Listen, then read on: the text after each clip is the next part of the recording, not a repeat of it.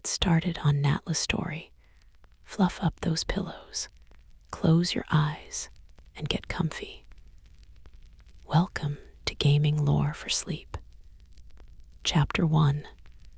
The Calculus of Necessary. The air in the subterranean chamber is cool, scented with metallic ozone and aged papyrus. Before a newly initiated guard, a figure known only as the Archivist stands beside a holographic display, which cycles through images of ancient cities and stellar maps. His voice is a low, meticulous baritone, like the turning of a sacred lock. Sit and listen carefully.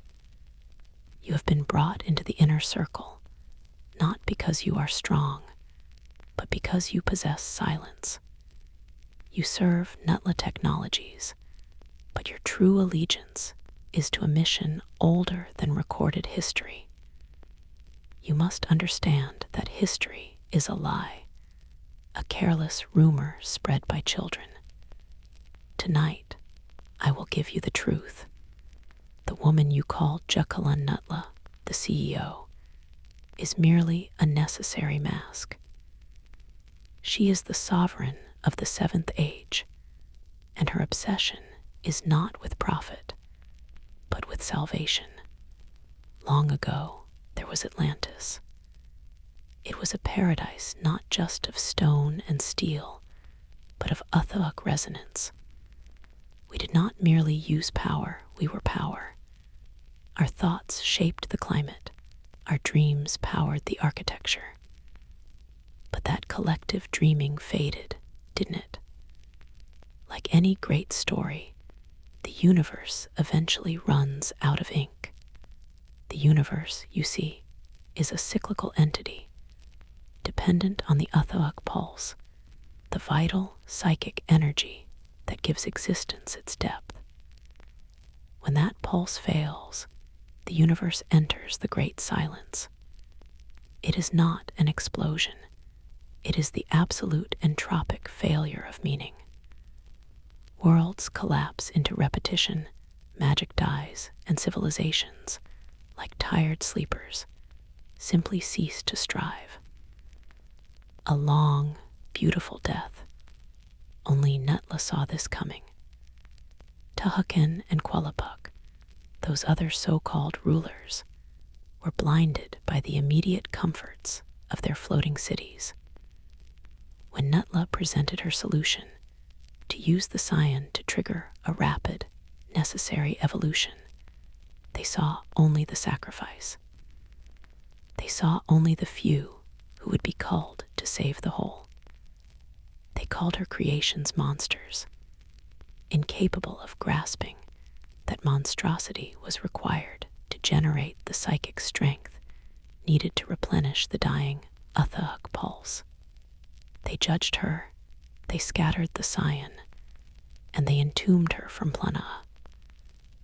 They sealed Atlantis's fate and the eventual silent doom of this world, too.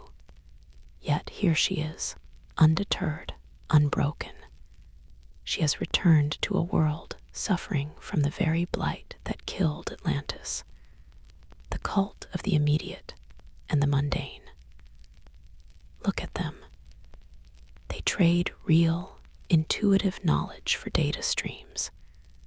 They have forgotten how to dream with power, and in doing so, they are starving the etheric pulse to a trickle. Natla Technologies is merely the grandest, most effective lie ever told. It is the vessel, the camouflage, that allows her to recover the Scion's fragments and complete the evolutionary forging that will save us all.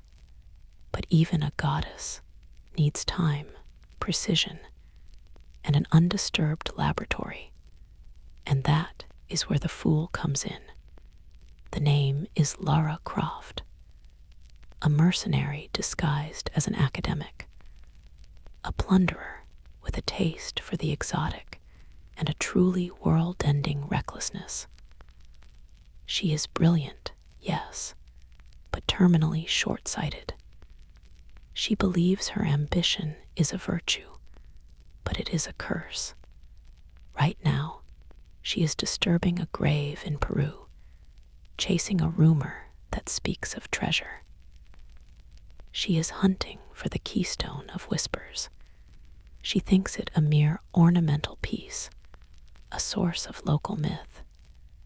She is terrifyingly wrong. The keystone of whispers is the Atlantean chronometer.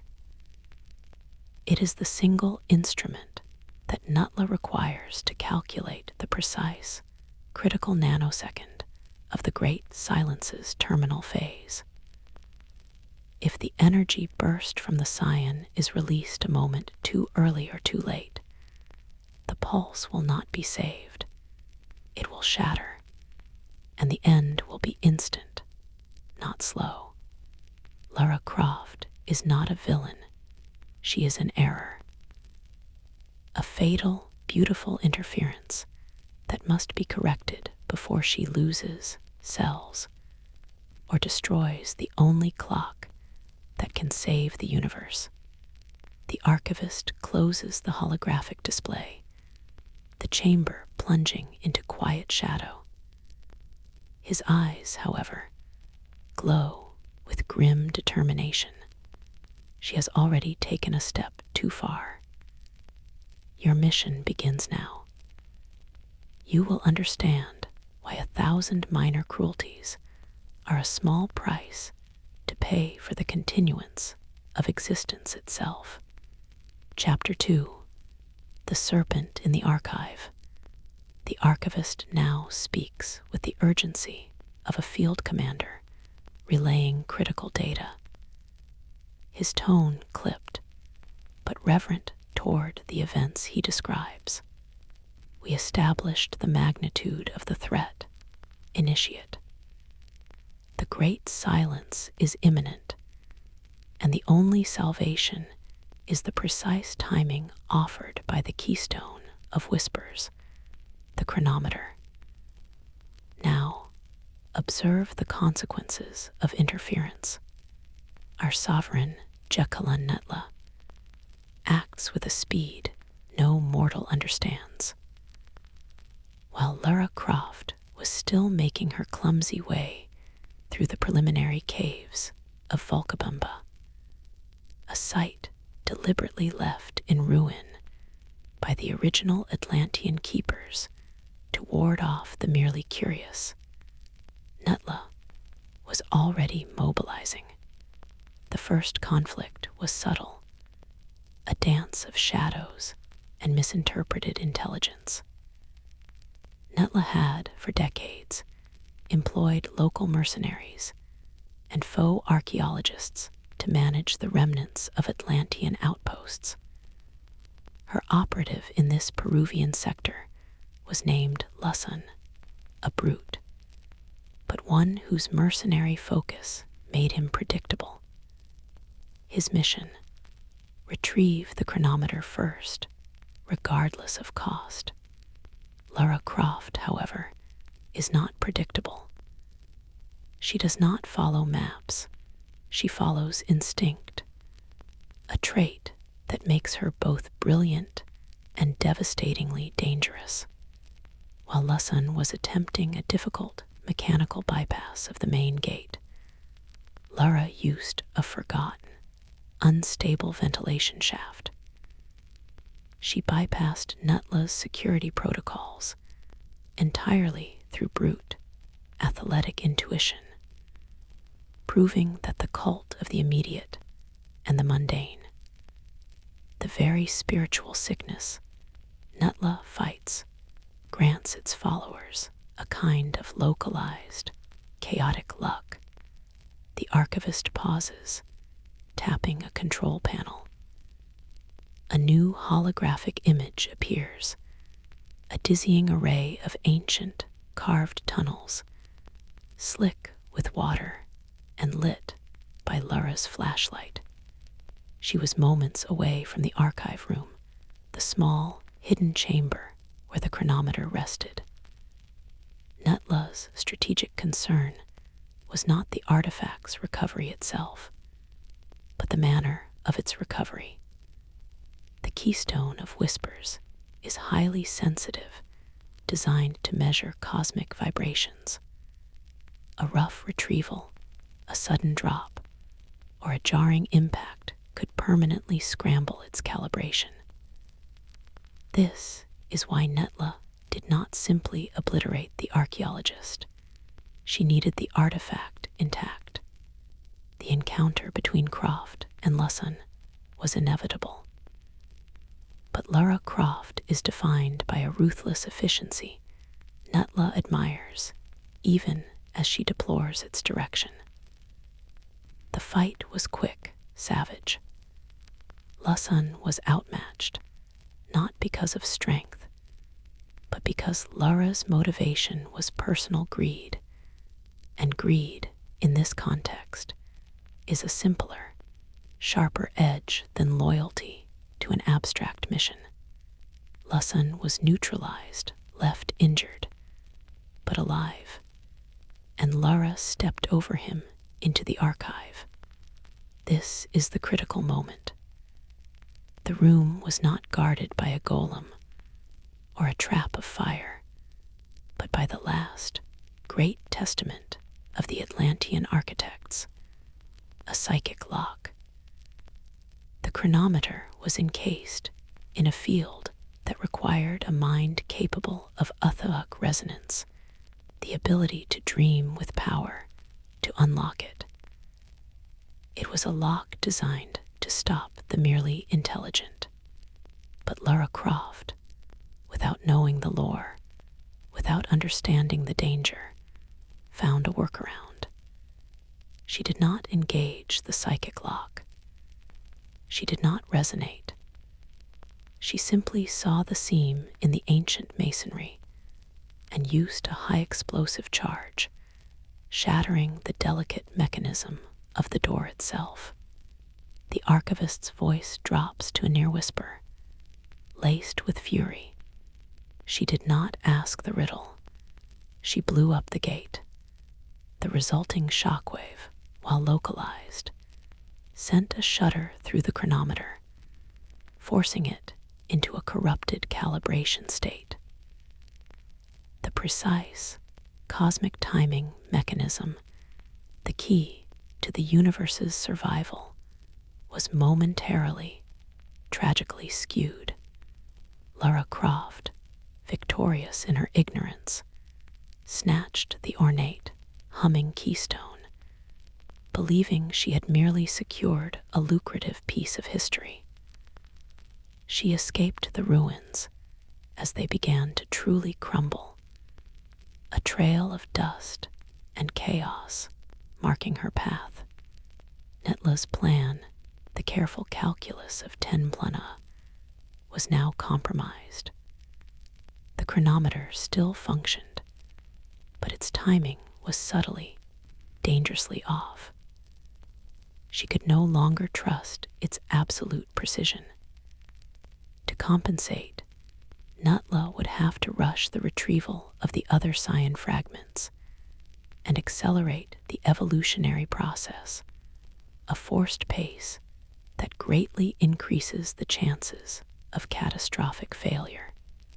The Sovereign, watching from her command center in London, did not express anger, only a profound, cold sadness. The archivist felt the silence across the distance.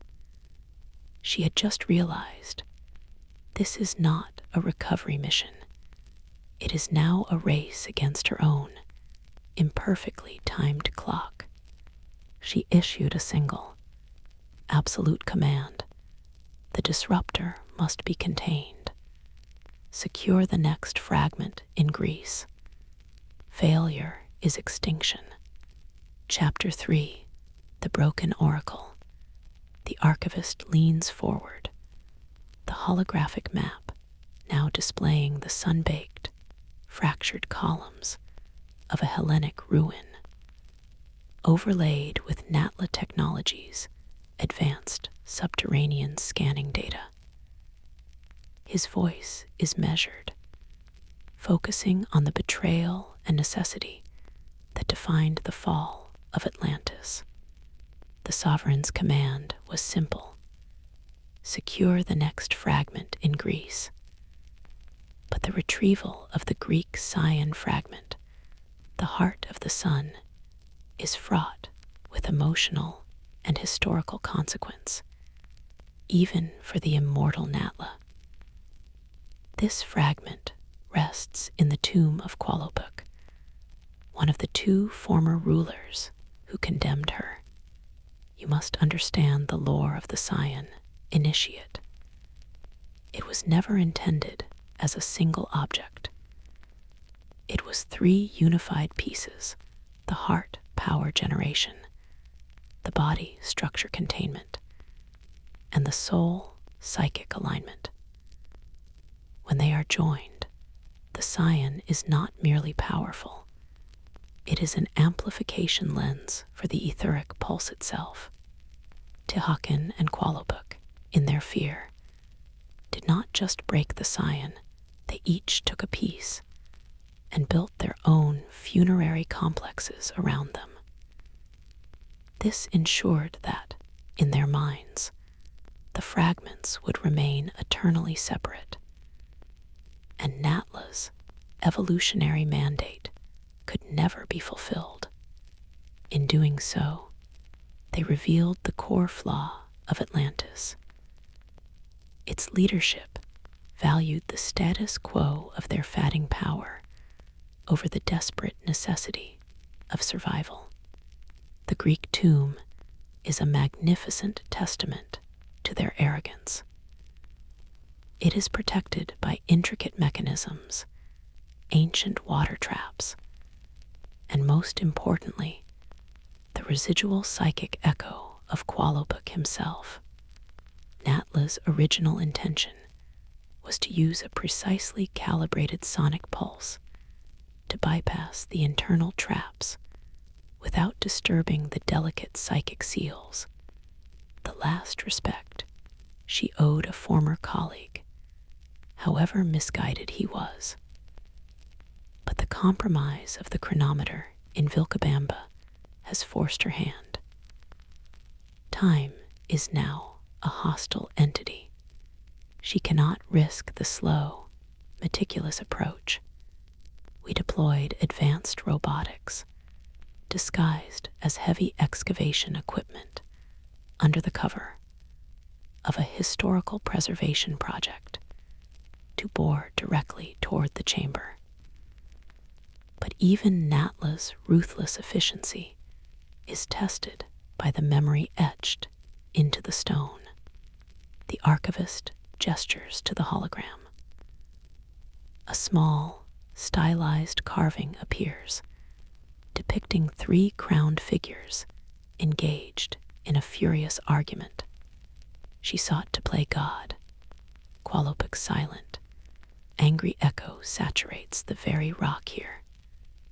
His betrayal was fueled by fear of the etheric mutants, the beings Natla had engineered to survive the Great Silence. She had poured her own life force, her own immortal consciousness, into forging their strength. But Qualopuk saw only the loss of the human form, the betrayal of the familiar. As the excavation robots began to breach the chamber, the chaos followed, precise as a predator.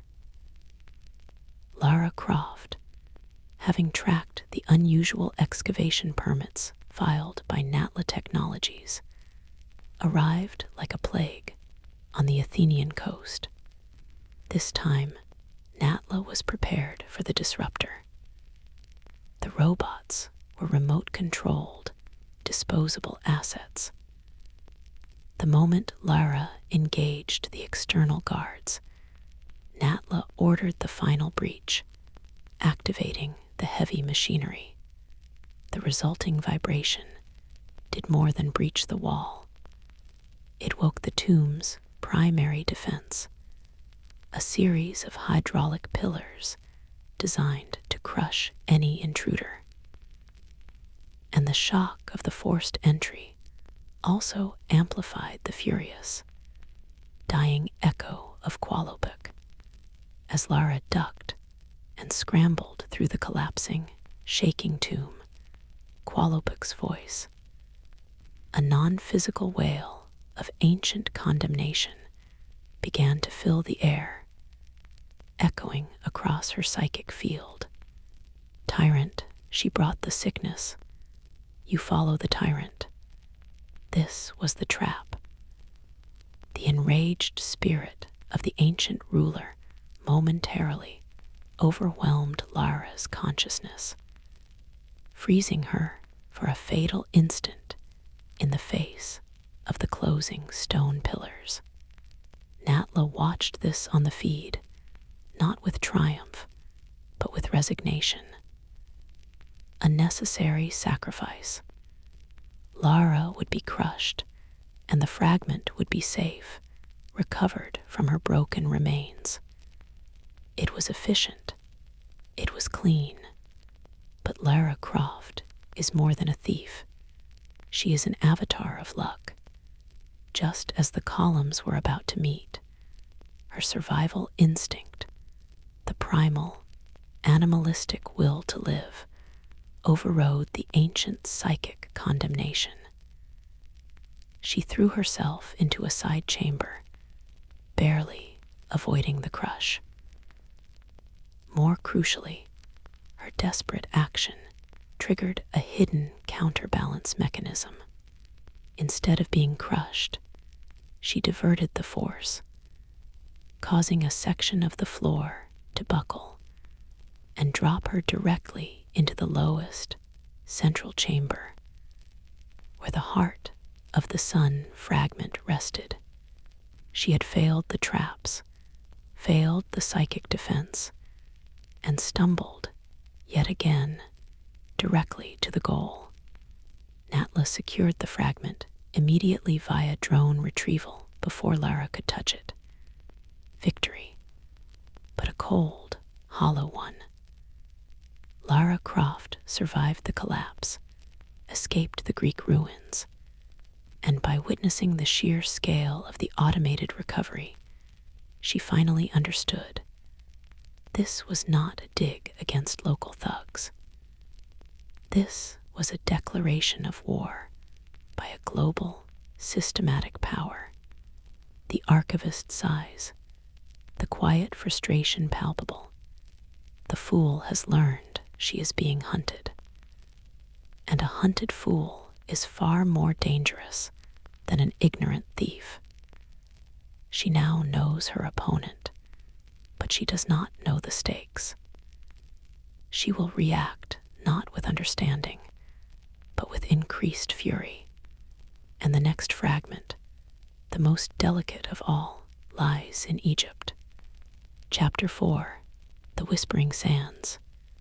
The archivist's holographic display is now dominated by the sweeping, desolate dunes of Egypt, focusing on the ruins of the city of Khamun. He speaks of the most subtle of the Scion pieces, the one most linked to the soul, the city of Khamun.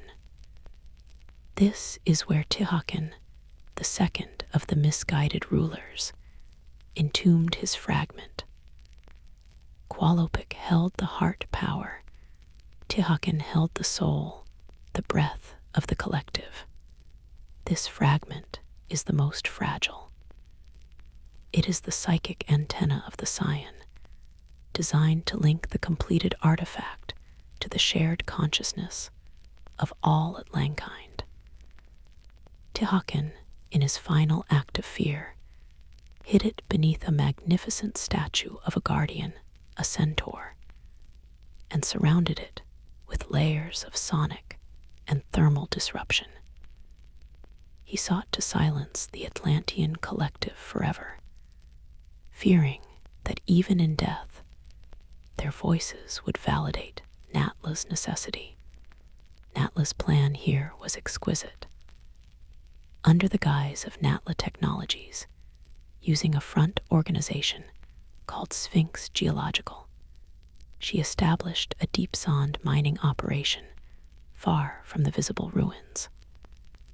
Her team was to utilize an advanced, low-frequency seismic resonance tool designed by Natla herself to coax the fragment out of its containment without triggering Tihakan's thermal traps or the Centaur's protective pulse.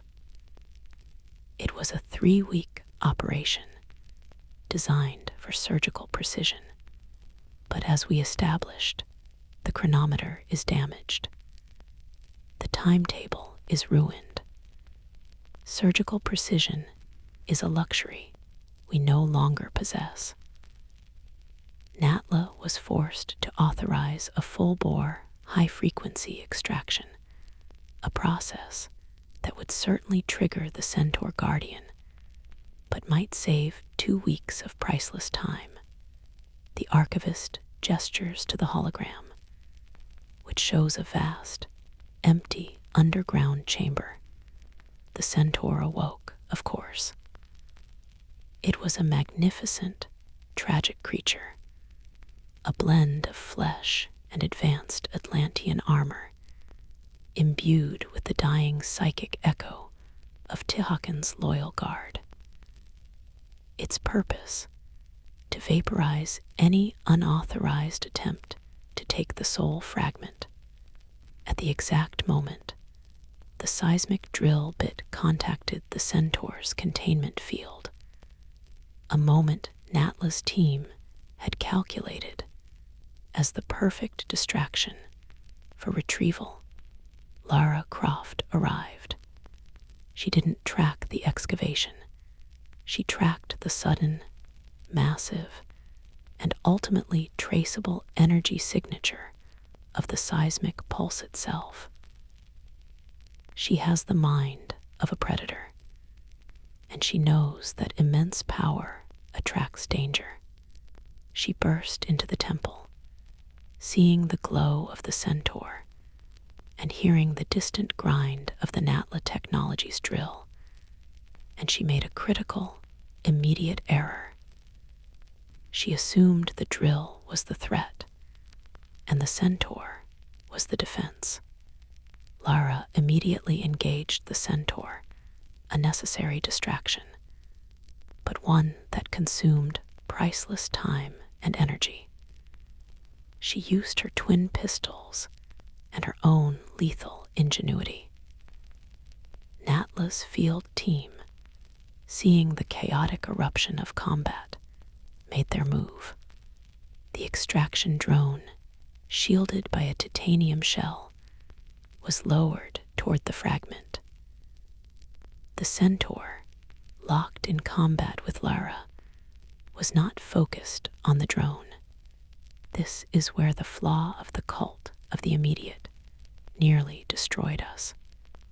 Lara Croft, believing the Centaur was protecting the fragment from the drone, targeted the drone. She used a high-powered tranquilizer dart, not to kill the Centaur, but to knock out the drone's pilot, a desperate, unorthodox move that severed the remote connection. The drone crashed, missing the fragment by inches. More critically, the thermal shock of the drone's impact did trigger the final, catastrophic trap Tihakan had set. A complex system of hydraulic pressure that began to flood the entire complex with superheated steam, designed to dissolve the breath of the collective fragment in a destructive shroud of heat and moisture. The archivist's face is etched with the memory of the near catastrophe. Natla had to pivot entirely. Forget the surgical retrieval. The goal instantly changed from extraction to preservation. The sovereign herself, through the hidden channels of the excavation site, activated the ancient Atlantean cooling systems Jacqueline had deactivated, a system only her own genetic signature could bypass. She stabilized the ambient temperature of the chamber, arresting the destruction of the fragment a moment before the heat could ruin it. This act of heroic preservation required a massive, untraceable surge of energy from Natla Technologies' power grid in Seattle. The surge temporarily crippled 5 of her most crucial R&D labs, sacrificing years of research to save a few seconds of exposure.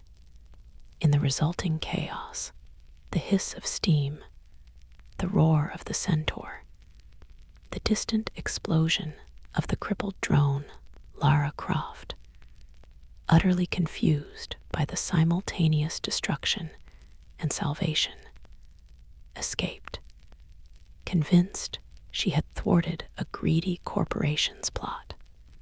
The fragment was safe, but the price was enormous. Natla had publicly exposed an impossible level of hidden power expenditure, drawing unwelcome attention from global intelligence agencies. More importantly, she had learned a terrifying lesson about her enemy. Lara Croft doesn't just disrupt, she forces self-sabotage. The archivist gazes out at the user, a silent command in his eyes. We have the heart and the soul. We are missing the body. And the disruptor now views us as her ultimate nemesis. The next stage is not a tomb, but a crucible, the deepest, oldest part of Atlantis itself. Chapter 5. The Descent into the Great Pyramid. The archivist's voice is solemn, infused with the history of the place.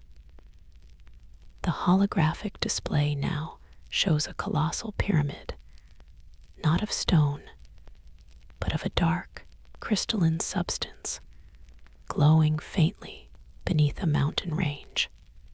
Initiate, we have secured the heart and the soul. We now turn to the body, the final, largest piece of the Scion, which remains where it was forged. In the Great Pyramid of Atlantis, now hidden beneath a volcanic range in the Mediterranean. The Great Pyramid is not a tomb. It is a planetary engine. It was built to harness and process the etheric pulse, and its central structure, the body fragment, acts as the conduit for the Scion's power. It is the place where Natla made her monsters, her necessary, evolved creations, and it is the place where she was condemned. Natla Technologies' cover story is deep-sea geothermal drilling. In reality, our goal is to reactivate the pyramid's ancient systems.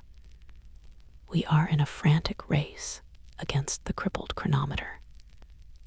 We must integrate the 3 fragments and begin the evolutionary process immediately, giving the resulting psychic energy surge maximum time to counter the Great Silence. This is why Natla needed the pyramid intact. It is the factory, the incubator, and the weapon all in one. But here, the disruptor, Lara Croft, proved how deadly her singular focus can be. Having identified Natla Technologies as her enemy, she tracked the massive energy signatures from the previous chapters back to their hidden source. She didn't seek the fragment first. She sought the nexus of power. She entered the complex through the very magma tubes Natla's drilling project had stabilized, forcing her way past the initial geological barriers. She didn't come for treasure. She came to stop the machine. The sovereign knew this location was the ultimate target. She had prepared for it. The pyramid's interior is defended by her finest, most successful creations, the Atlantean Guardians. These are not merely flesh golems. They are the last, loyal vestiges of Natla's first, failed evolutionary wave, imbued with a psychic loyalty that transcends physical death. They are strong, fast, and driven by a singular, fierce obedience. Natla's chief field agent, the only one she truly trusted with tactical command, was a man named Cold.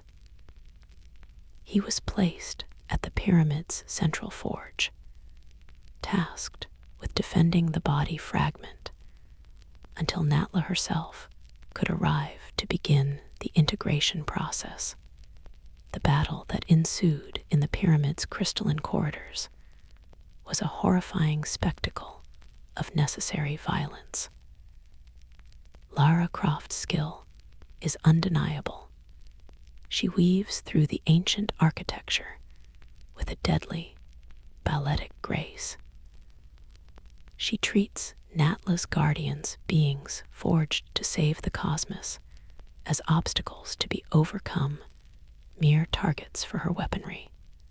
The archivist shivers slightly, looking away from the harsh, flickering images of combat. She is a storm initiate. She finds every weakness in the system and exploits it with absolute precision. She disabled the Guardians not through superior strength, but by using the pyramid's own volatile etheric conduits against them, short-circuiting their nervous systems, turning their own power against their forms. Cold, our loyal commander, made his final stand at the forge. He attempted to reason with her, to explain the nature of the Great Silence, the necessity of the coming evolutionary surge, and the true purpose of the pyramid. Lara Croft listened to none of it. Her mind, fixed on her own narrative of heroism and corporate greed, refused to process the cosmic truth. She simply saw a man defending a weapon. In a horrifying climax, she used the pyramid's own raw crystal energy against Cold, sacrificing the stability of the forge to eliminate him. Cold died defending the sovereign's last hope, his final transmission, a broken whisper of frustration. The clock is still running, Sovereign. She has doomed us. Lara Croft now stood triumphant at the core of the Planetary Engine. She had eliminated the last line of defense and secured the final fragment, the body of the Scion. But her victory was hollow. She had secured the fragment, but in doing so, she had released raw, uncontrolled etheric energy into the complex. The pyramid began to shake violently, its systems overloaded and spiraling toward self-destruction.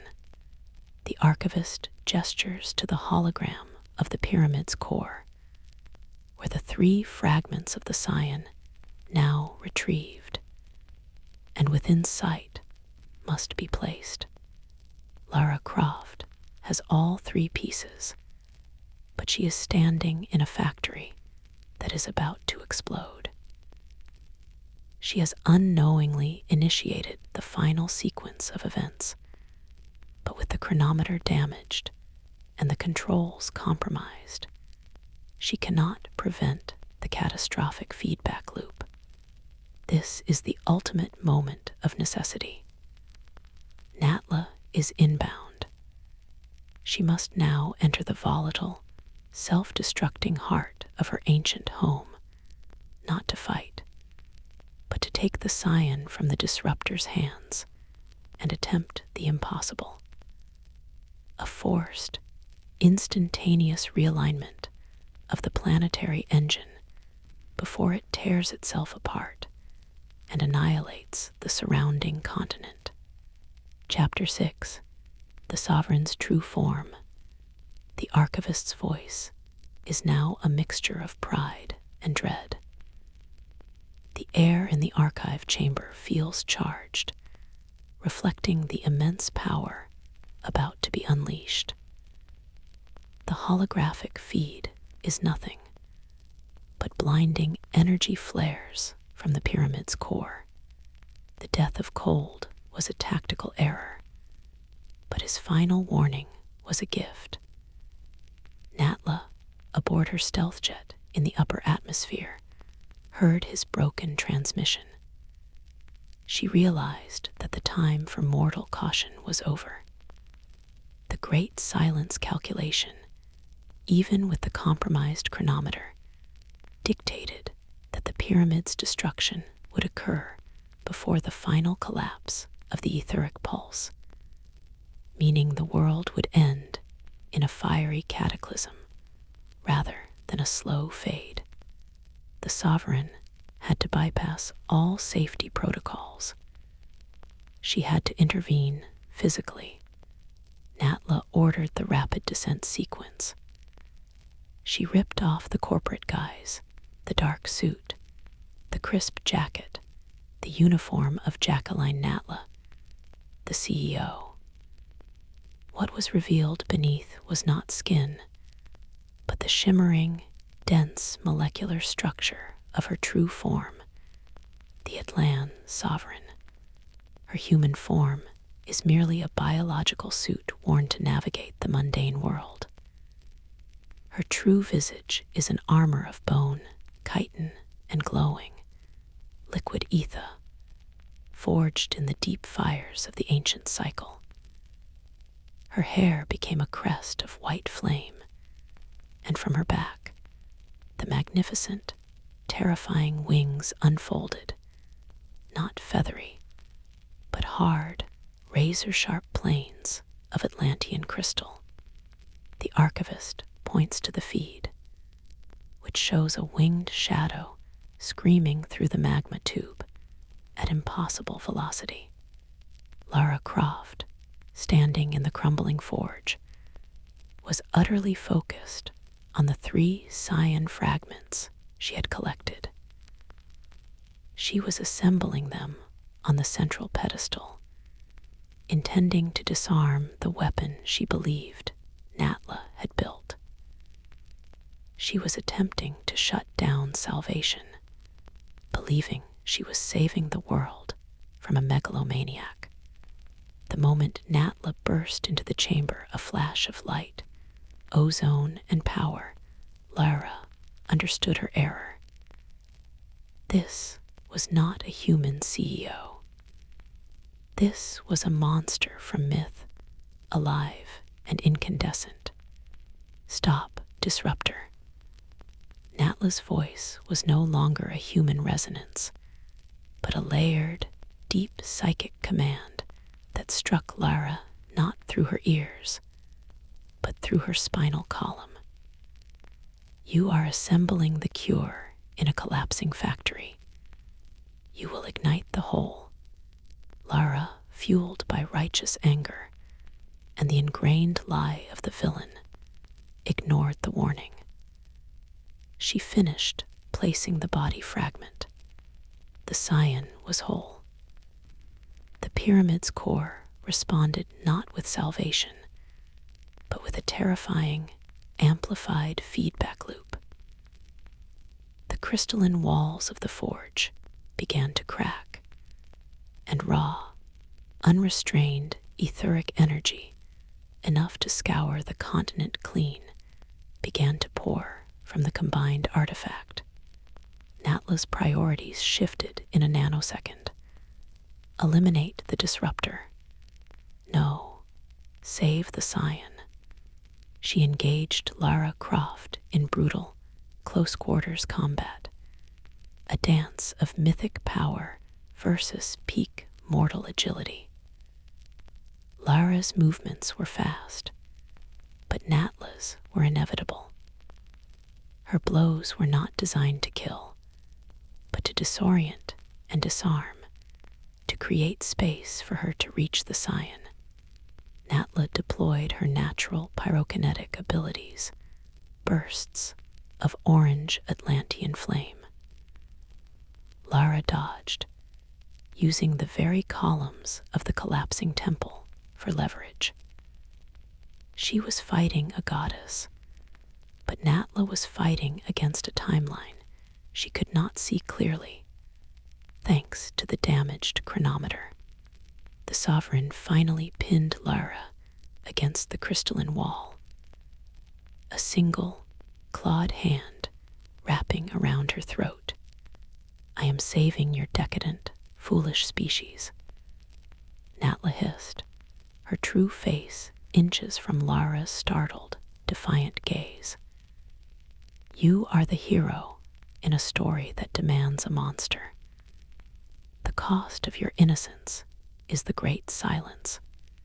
She did not kill her. She threw her aside, using the distraction to leap to the Scion. Natla's mission was now singular.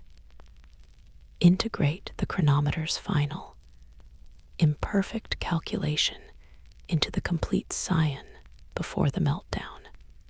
She had only seconds. With the wings shielding her from the worst of the raw etheric feedback, she pressed her palm, encoded with the secrets of the chronometer, against the complete Scion. A flash of absolute, blinding white light erupted, followed by an unnerving silence. The raw etheric energy was contained. The pyramid stopped shaking. The meltdown was averted. Natla had done it. She stood triumphant, her energy visibly radiating from the Scion, the life force of the cosmos now harnessed. But as the sovereign began the final phase, the slow, necessary process of forging the evolutionary surge, Lara Croft, dazed but unbroken, recovered. Seeing the sovereign connected to the artifact, glowing with power, Lara's flawed interpretation was solidified. This is the moment she takes over the world. Lara found a single, desperate weapon. A piece of the shattered pyramid crystal, razor sharp, imbued with the volatile ambient ether.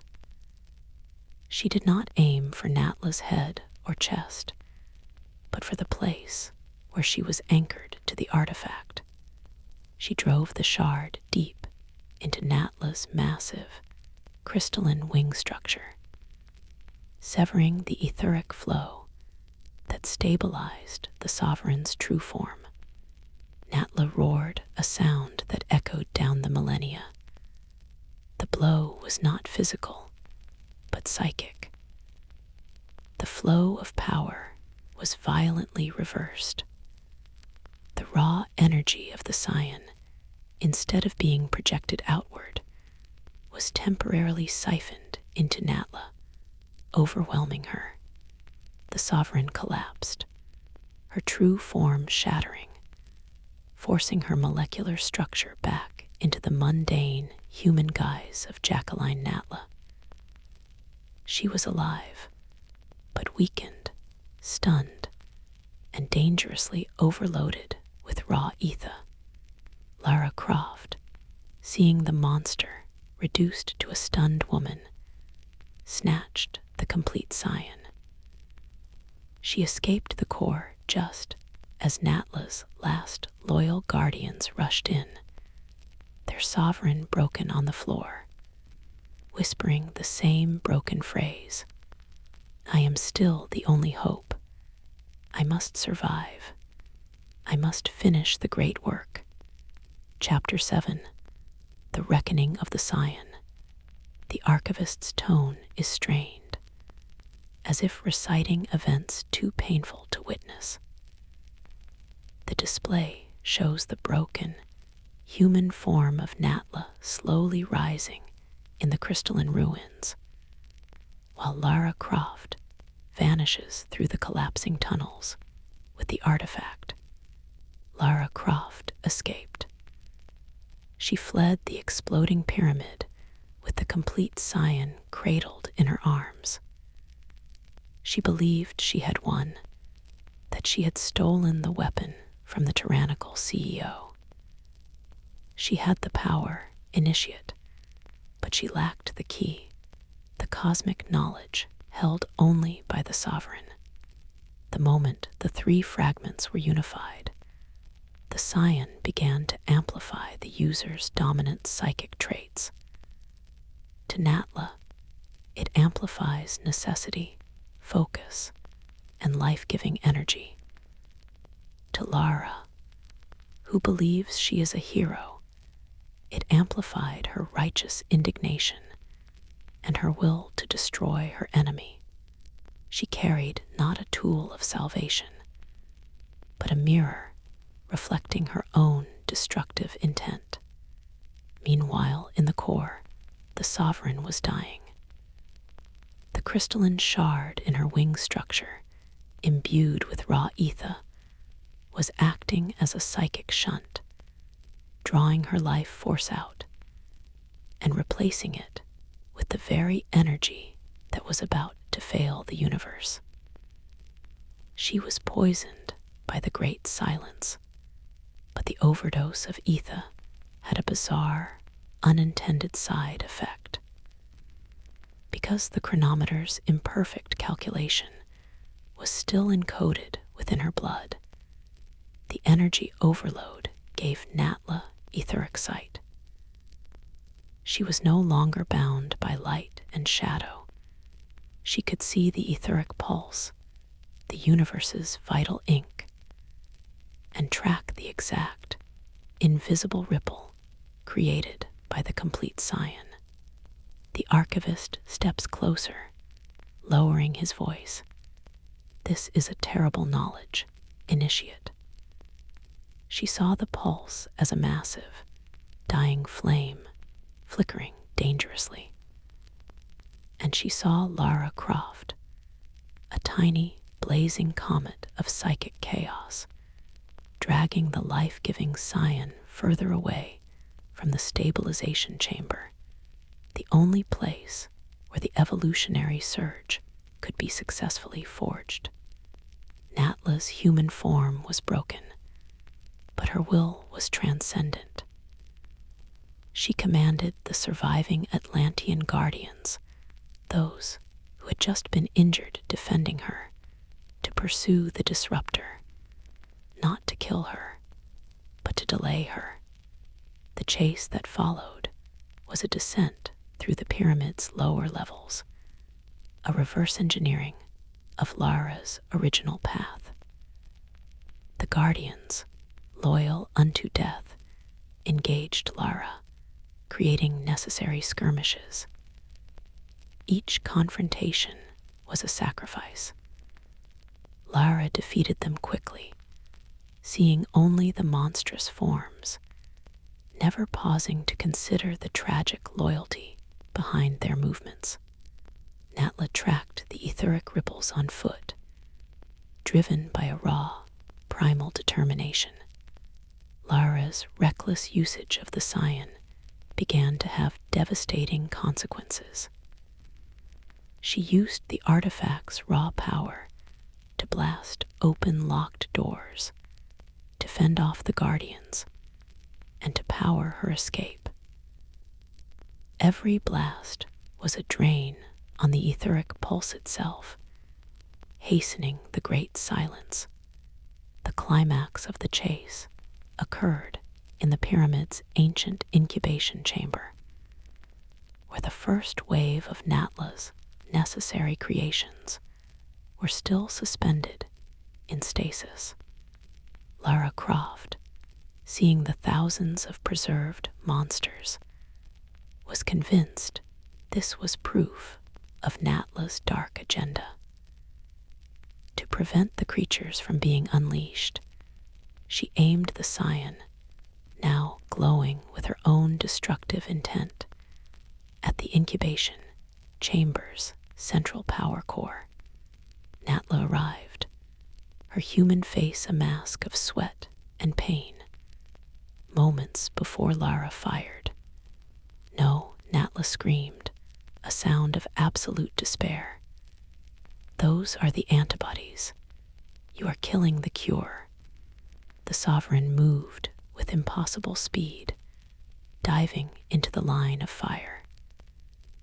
She absorbed the raw, amplified energy blast from the Scion, the force of the explosion throwing her body against the wall.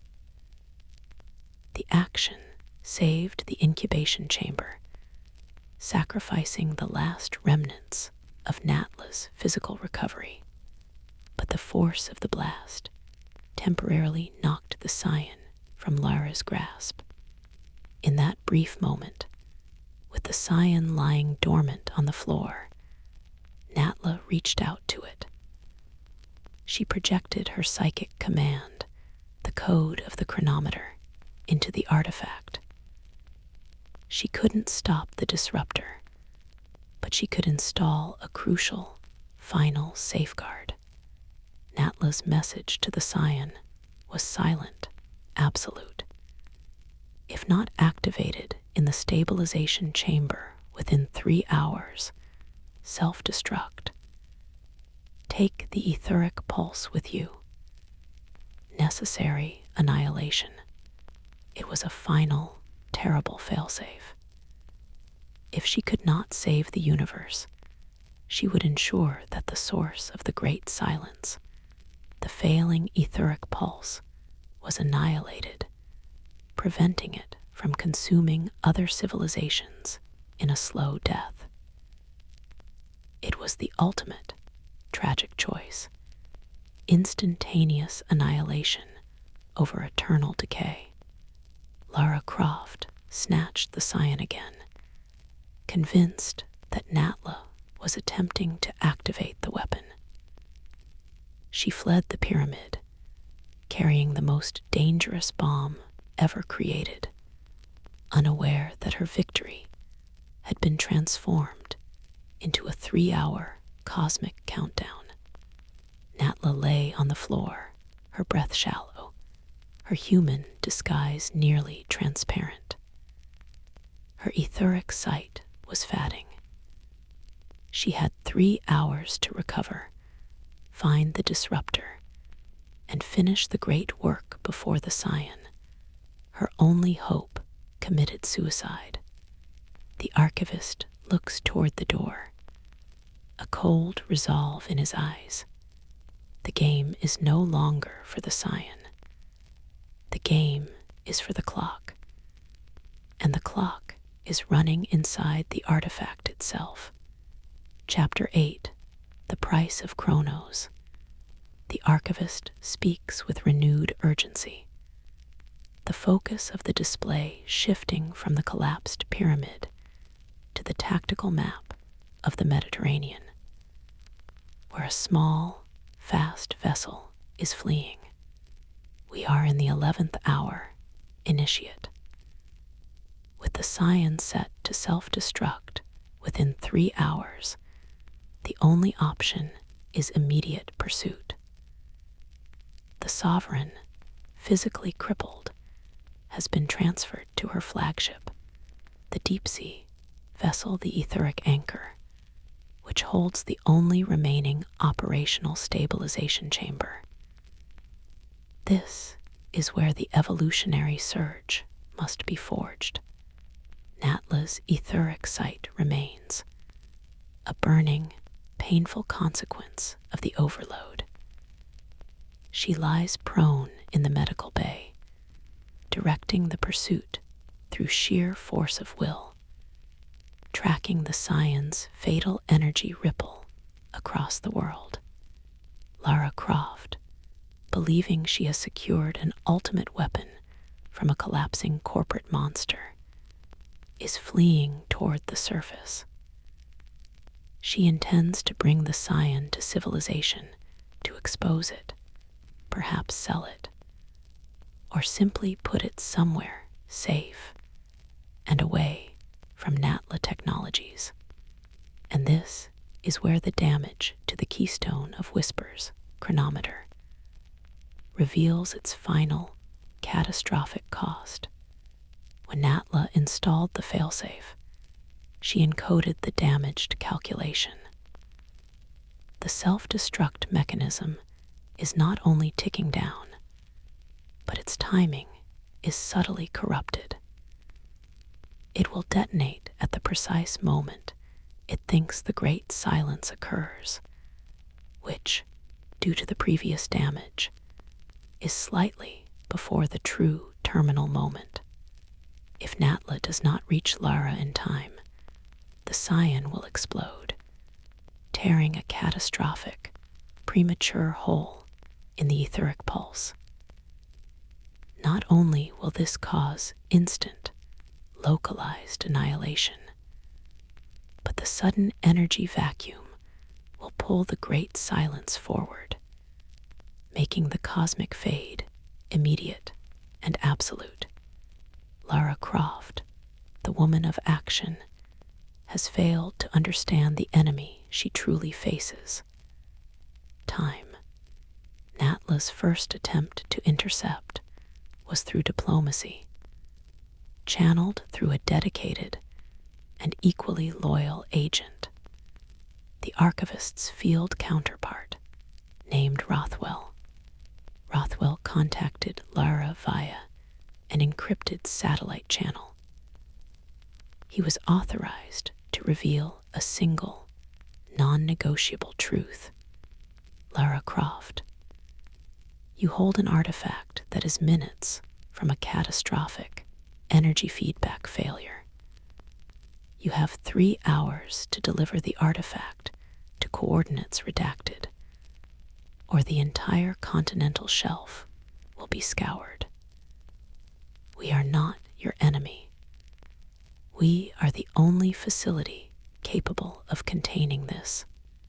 Lara Croft's response was immediate, resolute, and tragic. She dismissed the warning as a calculated lie, a desperate gambit by the evil corporation to retrieve its superweapon. She believed Natla was attempting to scare her into surrender. Her righteous indignation blinded her to the truth. Tell your CEO that she lost. I'll see her in court, or hell, whichever comes first. She broke the channel and accelerated her escape vessel. The Archivist shakes his head slowly, the sorrow profound. Her arrogance, born of mortal heroism, seals her fate. She believes she is rescuing the world, but she is merely holding the detonator. Natla, in her wounded state, gave the final order: sovereign override. This command activates the remaining Atlantean resources across the globe, submerged satellite platforms, and cloaked aerial drones, all repurposed by Natla Technologies. The mission was no longer to persuade, but to immobilize. The etheric anchor closed the distance rapidly. Natla's drones engaged Lara's vessel in a relentless aerial assault. This was not a kill order. It was a desperate, calculated attempt to force a crash landing near the anchor, ensuring the Scion would fall into the containment field. The chase culminated over a remote, rocky island, a forgotten outpost of the Atlantean era. Lara, driven to the edge, piloted her vessel into a harrowing, uncontrolled crash. She survived, of course. She always survives. But the moment of impact jarred the complete Scion. The self-destruct failsafe, already compromised by the damaged chronometer, suffered a critical acceleration. The archivist slams his fist gently against the console. The 3-hour countdown became a 20-minute countdown. The Sovereign, watching the field telemetry from the anchor's medical bay, forced herself to stand. Her human body was screaming with pain, her vision blurring between reality and the screaming red glow of the etheric pulse. She looked to the archivist and spoke with the chilling, flat resolve of a true leader facing annihilation. The disruptor has forced my hand. This is the only way. Natla shed her remaining restraints and commanded a tactical deployment. She would not send in more loyal men to be sacrificed. She would go herself, in her weakened state, for the final confrontation. But first, she commanded the activation of the doppelganger protocol, a final, terrifying measure developed in the earliest days of Natla technologies. A being of raw, unstable Atlantean flesh, forged in the image of the enemy, and utterly loyal to the Sovereign's final command. A puppet, driven by pure necessity. Chapter 9, The Mirror's Lie. The archivist's voice is now a strained whisper, mirroring the tension in the scene. The display shows the rocky, uninhabited island, the crash site, with Natla's vessel, the etheric anchor, closing fast offshore. The air is thick with ozone and dust. The Sovereign's human form is a cage, initiate. But her will is still the universe's ultimate anchor. Lara Croft, surviving the crash, is now alone on the island. She is injured, defiant, and clutching the Scion, which is now screaming an invisible, lethal frequency only Natla can perceive. She is hunting for a way to expose the weapon to the outside world, to broadcast her victory. But her victory is merely 20 minutes away from annihilation. Natla's first move was the deployment of the doppelganger. The doppelganger is not a clone.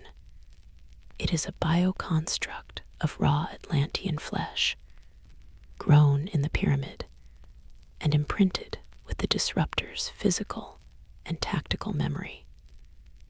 It has no soul, no ego, and no conscience. It is a mirror designed for one purpose: to force Lara Croft to face the physical consequence of her own chaotic actions. The archivist gestures to a new video feed. A figure identical to Lara Croft, skin pale and shimmering with a faint Atlantean residue, moving across the rocks with inhuman grace. The confrontation begins. Lara Croft, seeing her double, assumes Natla has deployed a perfected, silent assassin. She engages it in a brutal, symmetrical fight. Every move Lara makes, the doppelganger matches. Every shot Lara fires, the doppelganger effortlessly duplicates. This is the psychological brilliance of the Sovereign's final play. The doppelganger is the physical manifestation of Lara's self-destructive efficiency. It has no grand plan, only a programmed command. Engage and distract, until the sovereign arrives. As they fight, the doppelganger doesn't speak. It only mirrors Lara's aggression, forcing her to expend valuable seconds fighting her own reflection, the only opponent she can never truly defeat, because it is her. Meanwhile, Natla, her human body supported by an advanced exosuit, the last functional piece of her research, makes her way to the crash site. The pain of the etheric poisoning is immense, but she uses the failing etheric sight to guide her steps, tracking the Scion's ripple like a dying moth to a flame. Natla's genius is in manipulation. She has ensured that when Lara finally defeats the doppelganger, a feat that will require Lara to sacrifice a piece of her own humanity, she will be too exhausted, too disoriented, and too self-righteous to listen to reason. The climax of the mirror fight arrives when Lara, in a desperate move, manages to trap the doppelganger near a deep fissure.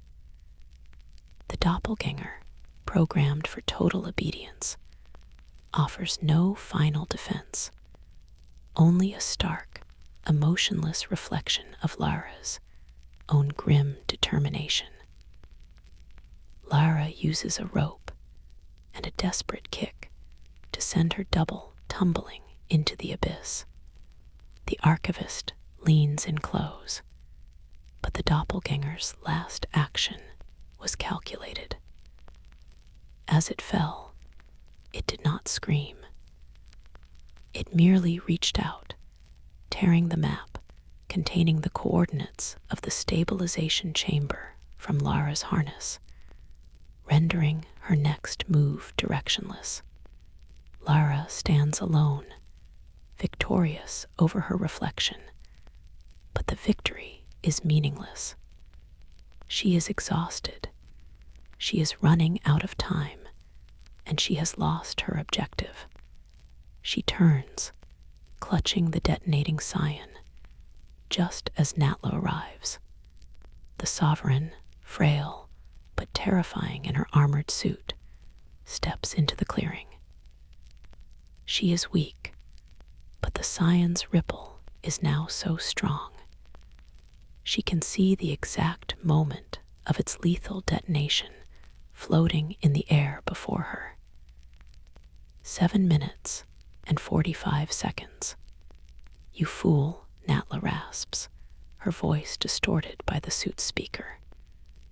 "You murdered the mirror, and you gave me the time I needed. The Scion is not a weapon to be disarmed. It is a planetary heart that you have stabbed, and in 7 minutes, its final beat will annihilate us all." Lara, seeing the wounded CEO, is enraged. "You will not take it. You will not use this power to become a god." "I am already a god, Disruptor," Natla replies, slowly raising a hand to reveal the actual, undamaged keystone of whispers, which she has secretly been carrying since the recovery from the pyramid. But a god bound by the arithmetic of survival.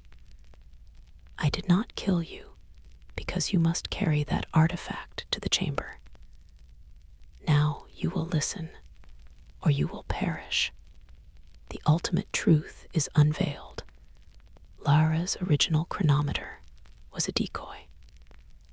The actual, undamaged one was the one Natla carried, having swapped them during their brief physical encounter in Chapter 6. Natla had orchestrated the entire chase based on the assumption Lara was operating on faulty data, forcing Lara to rush and commit the very errors Natla needed to contain her. The first chronometer was merely a red herring for Lara's greed. Natla points the true keystone toward the distant etheric anchor vessel. There, the stabilization chamber. Take the Scion there. I will calibrate the evolutionary surge. It is your final act of unintended heroism. Or stand here and let your righteousness doom all life to the great silence. The sovereign, bleeding and broken, stands between the disruptor and the abyss, holding the true, terrible clock. Chapter 10, The Seventh A. The archivist stands silent for a long moment, the holographic light bathing his face in a desperate crimson glow from the impending Scion detonation. When he speaks, his voice is heavy with the relief of a loyal servant who has seen his master's ultimate sacrifice realized. 7 minutes, initiate. 7 minutes to universal oblivion, or the dawn of the seventh age. Lara Croft faced the wounded, armored sovereign, the complete Scion clutched tightly, its energy ripple a physical presence in the air. Natla's truth, the existence of the great silence, the self-destruct countdown, the true operational chronometer, was a wall of logic that directly contradicted the lifetime of adventure and heroism Lara had built for herself. Lara's gaze flickered between the bleeding woman in the exosuit and the Scion in her hands, which was now vibrating with deadly intensity. She had to choose, trust the monster, or trust her own instincts. Instinct, fueled by her righteous belief that Natla was the villain, screamed at her to flee, to destroy the artifact far from civilization. But the sheer desperation and logic in Natla's eyes, and the cold, unblinking authority of the true chronometer, finally penetrated the wall of her self-imposed ignorance. Lara made her decision, not out of trust, but out of fear of the unknown catastrophe. The stabilization chamber, Lara spat, her voice tight with furious defiance. Take me there. If this is a lie, I will kill you myself. A bargain of necessity, Natla rasped. Follow the signal. The final moments were a harrowing sprint. Natla, leaning heavily on her exosuit, led the way, using the true chronometer to send the final, coded coordinates to the etheric anchor. Lara Croft followed, the complete Scion radiating a lethal heat in her hands. They arrived on the deck of the etheric anchor, with just 90 seconds remaining. The stabilization chamber was a massive, subterranean vault designed to contain the chaotic energy of the evolutionary surge. Natla staggered to the central console, her human form already failing under the dual strain of the etheric poisoning and the immense psychic pressure. Place the Scion on the cradle, Natla commanded, her voice barely a whisper. Now, Disruptor, your choice determined the deadline. Your actions must deliver the catalyst. Lara, seeing the containment field snap into place around the cradle, slammed the Scion onto the pedestal. The countdown, 30 seconds. Natla, using the last vestiges of her strength, placed the true keystone of Whisper's chronometer into the chamber's primary slot. Her hands flew across the console, inputting the final, precise calibrations. The goal was to override the self-destruct and initiate the Evolutionary Surge, the massive psychic broadcast designed to boost the etheric pulse and ward off the Great Silence. The countdown, 10 seconds. The console screamed error codes. Natla's etheric poisoning, the consequence of Lara's crystalline wound, was preventing her from reaching the peak mental clarity required for the final authorization. The system required a surge of living Atlan energy to finalize the code. Natla turned to Lara, her eyes full of a profound, ancient grief. The system needs a psychic catalyst, a living key. You crippled my wings. Now, you must save my life's work. The countdown, 5 seconds. Natla reached out and gripped the crystalline shard that was embedded in her side. The shard Lara had plunged into her wing in the pyramid and tore it out with a gasp that tore through her human throat. She pressed the shard against the Scion's cradle.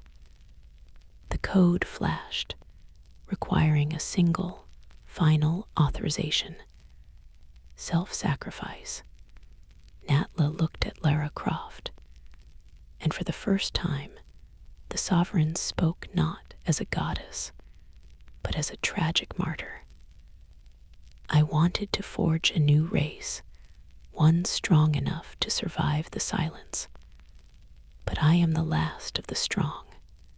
I must be the fuel. Natla poured every ounce of her remaining Atlan ether, her life, her memories, her immortal consciousness, into the Scion. The countdown, 0 seconds. Instead of an explosion, there was an instantaneous, blinding flash of golden light. The entire ship was consumed by a psychic shockwave that expanded outward, not as a destructive force, but as a wave of pure, life-giving etheric pulse. The Evolutionary Surge. The Great Silence was averted. The universe received the vital injection of energy it needed. When the light faded, the Scion lay inert. The stabilization chamber was empty, save for Lara Croft, staring in stunned silence. Natla was gone. The only thing left was the discarded exosuit and a pile of ash where the sovereign's human body had been. Her immense, immortal consciousness had sacrificed itself entirely to fuel the single, necessary evolutionary push.